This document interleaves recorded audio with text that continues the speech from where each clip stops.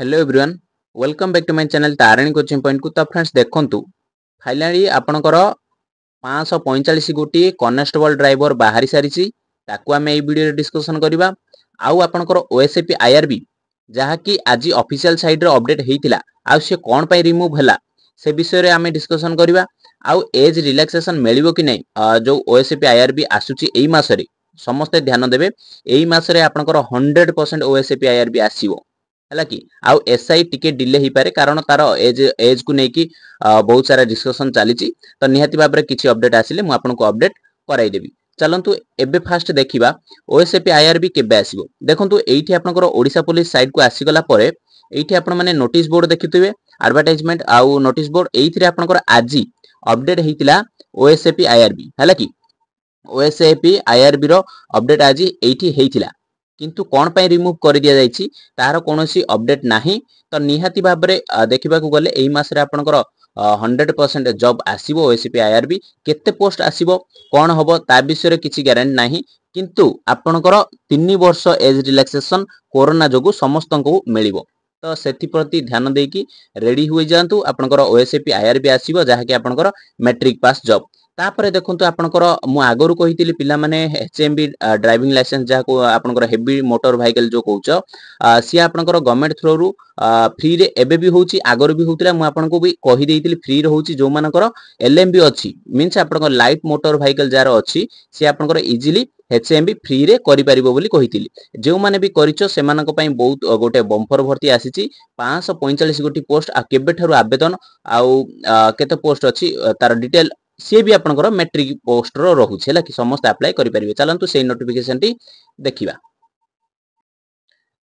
देखंतु ये आपनकर शॉर्ट नोटिस टी बाहरिछि किंतु आपनकर केबे डिटेल नोटिफिकेशन आसी जिवो ताहा भी अपडेट मु एथि वीडियो रे कराइ देबी। देखंतु एठी आपनकर रिक्रूटमेंट रे केते अछि वैकेंसी देखि पारथुए 545 गोटी वैकेंसी आपनकर टोटल अछि कॉन्स्टेबल ड्राइवर रे एठी देखि पारुचंदी। निहाती भाबरे आपनकर सैलरी केते रहइबो ना लेवल 3 रहउची आपनकर सैलरी रहइबो 21700 थारु 69000 100 पर्यंत रहिबा आपनकर सैलरी। तापरे वैकेंसी ऊपर को आसिले देखंतु आपनकर टोटल वैकेंसी 545 हे जाउची। मेल मानकर एथिरे कोनोसी फीमेल एलिजिबल नुहंती ध्यान देबे हैला कि ओनली फॉर मेल पई पोस्ट गुडी को आपनकर यूआर रे 209 टी पोस्ट रहउची आपनकर एससी रे 77 रहउची आपनकर एसटी रे 40 गोटी पोस्ट रहउची।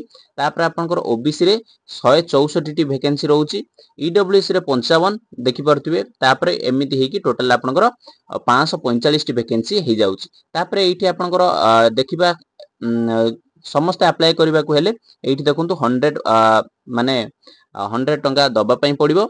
एठी आपनकर कोन रहउची केउ मानक पई दबा पड़िबो ईडब्ल्यूएस आउ एससी सॉरी ईडब्ल्यूएस यूआर आउ एससीबीसी पिला मानकु एठी दबा पई पड़िबो ओबीसी ओके।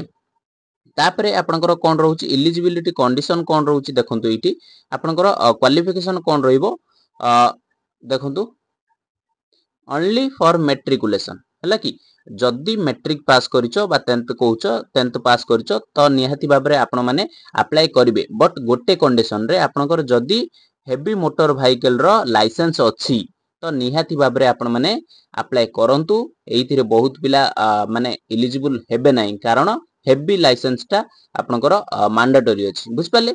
आउ एज केते रहउची 21 थारु आपनकर 27 वर्ष एज रिलैक्सेशन रहउची। आउ जेमिति एज रिलैक्सेशन मिलिबा कथा आपनकर एससी एसटी को 5 वर्ष आउ ओबीसी को नॉन क्रीमी लेयर को 3 वर्ष सेमिति मिलिबो। निहाती भाबरे जो माने भी एलिजिबल अछंती तो निहाती भाबे अप्लाई करनेबे। केबे थारु अप्लाई करिवे तो एठी सब किछि आसी जाइछि देखंतु एठी आपनकर डिटेल नोटिफिकेशन टी आसीनी तो निहाती भाबरे आपनकर डिटेल नोटिफिकेशन टी केबे आसीबो देखंतु online application mode will be opened आपनकर केबे थारु होबो देखंतु 8/10 मींस नेक्स्ट मास 8 रे आपनकर नोटिफिकेशन टी आसी जिवो। निहाती भाबरे आपनकर अप्लाई भी सेही डेट रे स्टार्ट हे जिवो। ता पूर्व जदि नोटिफिकेशन आसिला तो निहाती भाबरे मु आपनको अपडेट कराई देबी। आ केमिति भी फॉर्म भरबे को टाइप रो तो सेही वीडियो भी नोटिफिकेशन स्टार्ट हे गेला परे मु आपनको कहि देबी। ये आपनकर ऑनलाइन रे ही फॉर्म भरबा को पड़िबो ऑनलाइन मोड रे ये आपनकर ऑफलाइन नुह हैला कि छोटिया नोटिस थिला मु भाबिली आपनको निहाती भाबरे कहि देबी अपडेट कराई देली। तो निहाती भाबरे जदि टेलीग्राम रे जॉइन हेनो ए वीडियो रे लिंक रे आपनकर टेलीग्राम अछि टेलीग्राम रे जाई कि जॉइन हे जाओ। ତ ନିହାତି ଭାବରେ ଛୋଟିଆ ନୋଟିସ୍ ଥିଲା ସମସ୍ତଙ୍କ ପାଇଁ। ନିହାତି ଭାବରେ ପଢ଼ାପଢ଼ି କର। ଜୟ ଜଗନ୍ନାଥ।